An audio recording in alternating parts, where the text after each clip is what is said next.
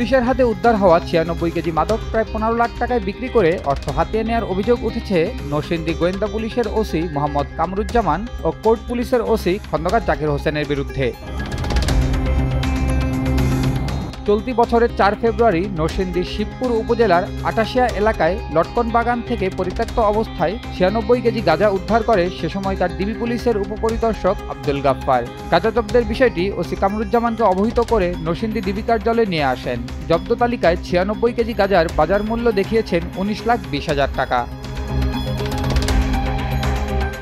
জব্দকৃত গাঁজা আদালতে উপস্থাপন করা হলে বিচারক পুড়িয়ে ফেলার নির্দেশ প্রদান করেন, কিন্তু ডিবির ওসি কামরুজ্জামান কোর্ট পুলিশের ওসি জাকির হোসেনকে ম্যানেজ করে জব্দকৃত গাঁজা মাধবদীর মাদক ব্যবসায়ী মায়া প্রধানের কাছে বিক্রি করে দেন। গাঁজা বিক্রির 14,40,000 টাকা ডিবির ওসি ও কোর্ট ওসি ভাগ করে নেন। বিষয়টি জানাজানি হলে পুলিশ সুপারের নিকট মৌখিক অভিযোগ করেন দায়িত্বরত পুলিশ সদস্য। অভিযোগের প্রেক্ষিতে তাদের দায়িত্ব থেকে সরিয়ে ঢাকা রেঞ্জ অফিসে সংযুক্ত করা হয়। তবে আদালতের নথিতে দেখা যায় জব্দকৃত 96 কেজি মাদক ধ্বংস করা হয়েছে। উল্টো এসপির বিরুদ্ধে খুদে বার্তার মাধ্যমে টাকা চাওয়ার অভিযোগ করেছেন ডিবির ওসি মোহাম্মদ কামরুজ্জামান। 107 কেজি গাঁজা আসামি সহ ধরছে, এসপি নলেজ দিয়ে হাওয়া করে লাইছে।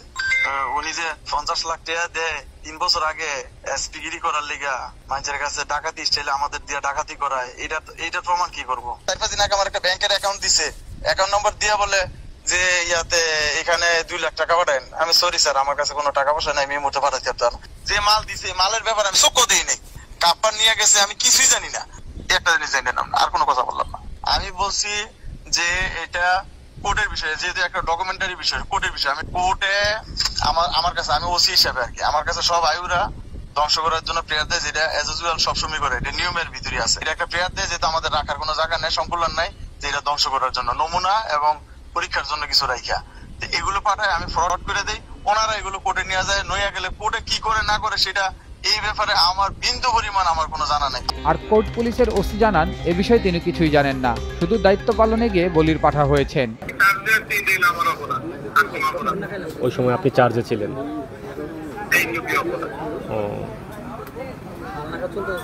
আচ্ছা, আমার এখানে মাল নাই, আমার মাল খানার থেকে মাল যদি পরে বুঝে নেওয়ার পরে আপনার পকেটে আমি টাকা দিলাম না, এই টাকা কি হয়ে গেল আমার হাতের থেকে হারিয়ে গেল, এই টাকা লাইসেন্স কাটতে হবে। অভিযোগ রয়েছে জব্দকৃত গাঁজা ধ্বংসের দায়িত্বে থাকা বিচারক রাকিবুল হকের যোগসাজশেই এ ঘটনা ঘটে। আদালতের নথি আর বাস্তবের মিল না পেয়ে তাদের বিরুদ্ধে ব্যবস্থা নেওয়া হয়েছে বলে জানান নরসিংদীর পুলিশ সুপার। অভিযোগটা হচ্ছে যে কাগজ কলমে যেটা দেখানো হয়েছে বাস্তবে সেটা হয়নি।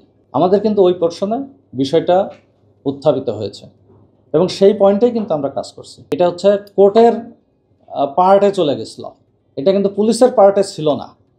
তো ওখানে যাওয়ার পরে কিছু ব্যত্যয় ধরা পড়েছে, যেটি আমরা পরবর্তীতে জানতে পারি এবং জানার পরে আমরা এই ব্যবস্থাটা গ্রহণ করেছি।